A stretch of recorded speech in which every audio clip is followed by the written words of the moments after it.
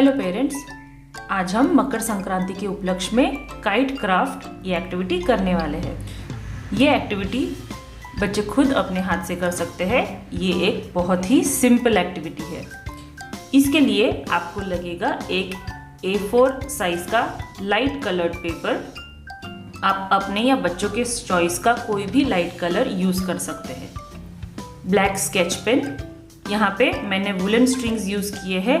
आप दूसरे कोई भी अवेलेबल स्ट्रिंग्स, चमकी वाले थ्रेड यूज़ कर सकते हैं।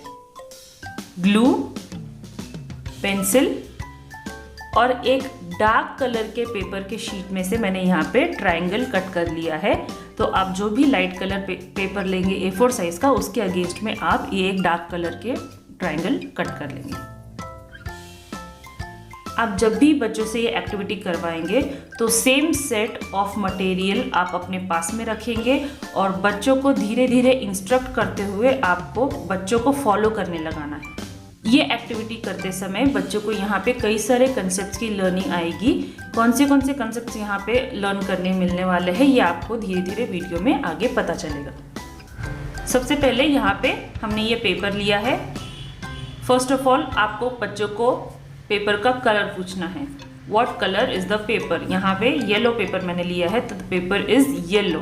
बच्चों को आंसर करते आना चाहिए। उनको कलर आइडेंटिफिकेशन यहाँ पे उनको पूछना है। उसके बाद में आपको इसका शेप पूछना है। Which shape is this. This is a rectangle shape. किस शेप का पेपर है ये। Rectangle, 2 sides long and 2 sides short. तो ये भी बच्चों को आपको क्वेश्चन पूछना है और उनको आंसर देने लगाना है। अब इस रेक्टेंगल पेपर से हमें एक स्क्वायर तैयार करना है। वो किस तरह करना है, आगे देखिए। एक एज लेंगे हम और उसे यहाँ पे इस लाइन के साथ में हमें जोड़कर फोल्ड कर लेना है। यहाँ पे आपको बच्चों को ये एजेस मैच करना सिखाना होगा। आपको देखकर बच्चे फॉलो करेंगे। अच्छे से एज मैच हो जाए उसके बाद में ही यहाँ पे बच्चे प्रेशर देके क्रीज बनाएंगे।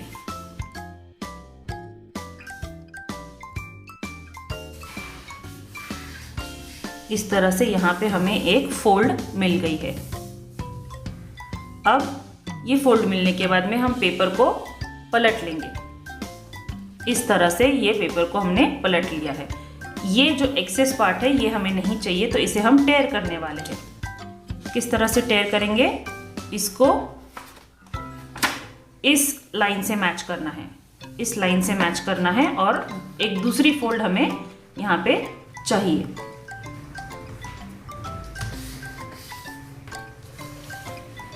इस तरह से ये हमने दूसरी फोल्ड यहाँ पे बना ली है। ये एक ट्रायंगुलर और ये एक यहाँ पे स्ट्रेट लाइन में। अब हमें क्या करना है, बच्चों को आपको बताना है जैसे ये पेपर फोल्ड हुआ है वैसे उसे फोल्ड करिए, नीचे रखिए और फिंगर के टिप से या फिर नेल से अच्छे से प्रेशर लगा के उसे अच्छे से इस तरह से 3 से 4 बार इसे फिंगर टिप के प्रेशर से क्रिस्प कर लेंगे, जिससे हमें ये टेयर करने में आसानी होगी। अब हम इस अनवांटेड सेक्शन को निकालने वाले हैं, वो भी हाथों से। तो आपको बच्चों को भी ऐसे ही इंस्ट्रक्ट करना है, धीरे धीरे स्टेप बाय स्टेप। आप अपने लेफ्ट हैंड का फिंगर यहाँ पे रखेंगे जहाँ से हमें ये फोल्ड मिली है और दूसरे हाथ से पेपर को होल्ड करेंगे और धीरे धीरे थोड़ा थोड़ा डिस्टेंस पेपर को खींचते जाएंगे। यहाँ तक के खींचा, उसके बाद में फिंगर को उठाना है।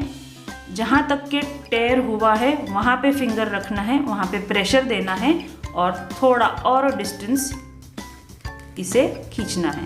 उसके बाद में फिर से फिंगर उठाएंगे, जहाँ तक के कट हुआ है वहाँ पे फिंगर को अच्छे से रखेंगे और आगे कट करेंगे इस तरह से। आपको ध्यान रखना है, स्टेप बाय स्टेप आपको बच्चों को ऐसे बताना है और उनको फॉलो करने लगाना है। आप भी साथ में करेंगे और बच्चे आपको देख करके फॉलो करेंगे।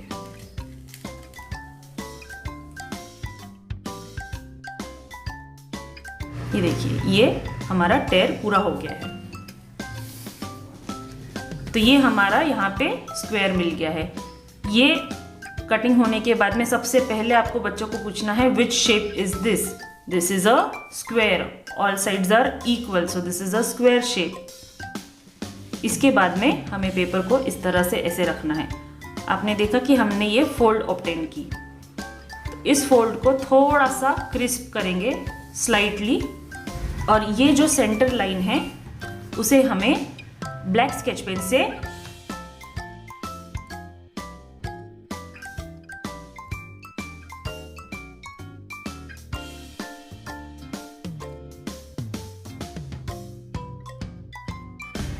इस तरह से हमें ये एक लाइन मिल गई है। ये लाइन ऑब्टेन होने के बाद में सबसे पहले आप बच्चों को पूछेंगे कि what stroke is this, which stroke is this. This is a standing line. हमें याद रखिए, हमें पेपर ऐसा रखना है क्योंकि काइट इस तरह से होती है, तो उस पोजीशन में ये स्टैंडिंग लाइन होती है। तो which stroke is this, this is a standing line. इसके बाद में हमें यहाँ पे इस तरह से एक कर्व बनाना है जैसे कि काइट में होता है। इसके लिए आपको एक पेंसिल लेना है और पेंसिल से कर्व बनाना है।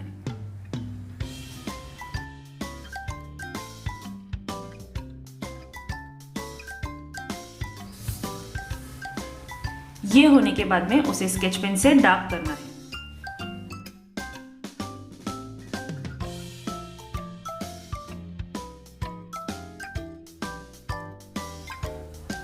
ये कर्व स्केच पेन से आउटलाइन होने के बाद में आपको बच्चों को पूछना है which stroke is this. This is a curve. Finger रख के छोटे बच्चे इस तरह से ट्रेस करके बताएंगे this is a curve stroke. तो यहाँ पे दो स्ट्रोक्स हमने सीखे, standing line and a curve. Next अब हम यहाँ पे नीचे में स्ट्रिंग्स और टेल लगाएंगे। इस तरह से ग्लू देना है आपको बच्चों को फिंगर पे, और अच्छे से यहाँ टिप पे उनको लगाने के लिए बोलना है, इंस्ट्रक्ट करना है आपको। इस ग्लू में अब एक एक करके बच्चे जो है ये स्ट्रिंग्स को प्लेस करेंगे, यहाँ पे स्टिक करेंगे। स्टिक करते समय आपको बच्चों को यहाँ पे स्ट्रिंग्स को काउंट करने लगाना है। जैसे जैसे वो स्टिक कर रहे हैं वैसे वैसे वो काउंट करेंगे। 1 2 3 4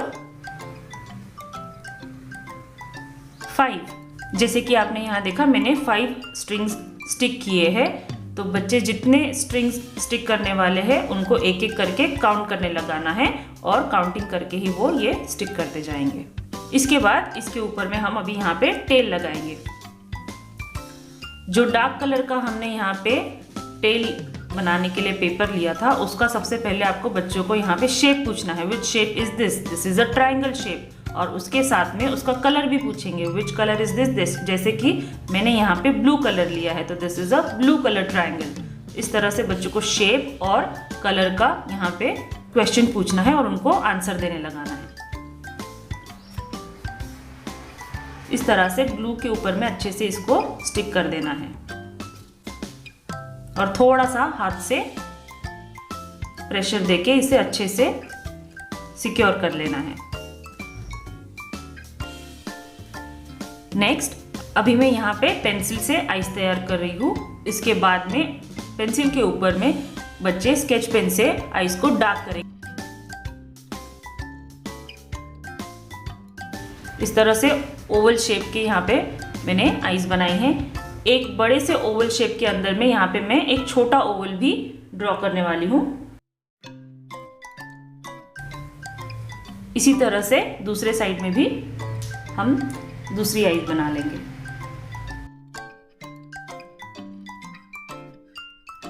अब इसे हमें स्केच पेन से ट्रेस कर लेना है।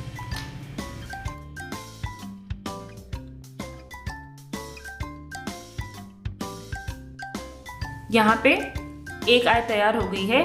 दोनों ओवल को ट्रेस कर लेने के बाद में ये जो अंदर का छोटा ओवल है उसे हमें ब्लैक कलर से फिल कर लेना है। ऐसे ही आप बच्चों को इंस्ट्रक्ट करेंगे।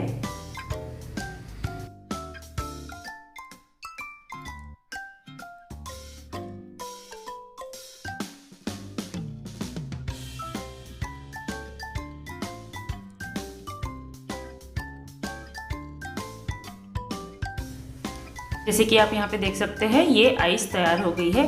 आइस तैयार होने के बाद, ट्रेस होने के बाद में सबसे पहले आपको शेप पूछना है, आपने कौन सा शेप ट्रेस किया। This is a Oval shape, this is a Oval shape. आपको क्वेश्चन पूछना है और बच्चों को आंसर देने लगाना है। तो इस तरीके से यहाँ पे बहुत ही सिंपल एक काइट बच्चे खुद अपने हाथों से तैयार कर सकते हैं।